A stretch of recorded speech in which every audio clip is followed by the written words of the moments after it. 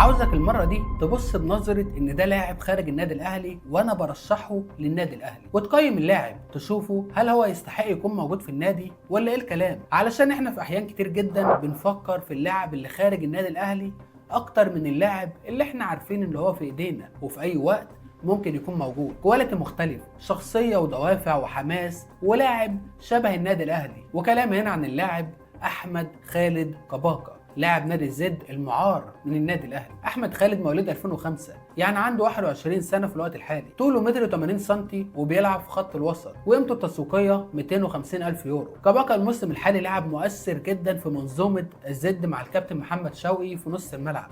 لاعب قادر يتحكم في الريتم بشكل كبير، لاعب سلس كده في كورته، لاعب مش بيهيب اي مواقف، قادر يكون حاضر في كل الماتشات الكبيره، وعنده مجهود ما شاء الله عليه. والاهم انه لاعب صاحب شخصيه.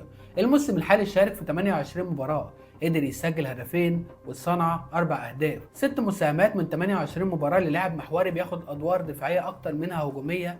رغم انه لاعب على المستوى الهجومي قوي جدا، لا، ارقام جيده. وبالمقارنه مع لعيبه كتير جدا بتترشح للنادي الاهلي الفتره الاخيره، ده افضل بشكل واضح. احمد خالد كباكا هو كابتن منتخب مصر للشباب، وهو برضه هداف منتخب مصر للشباب. زي ما بقول لك كده، لاعب مؤثر، كان ايجابي جدا في كاس الافريقيه للشباب، في كاس العالم، دايما حاضر ودايما موجود في الماتشات الكبيره وفي اي مناسبه كبيره.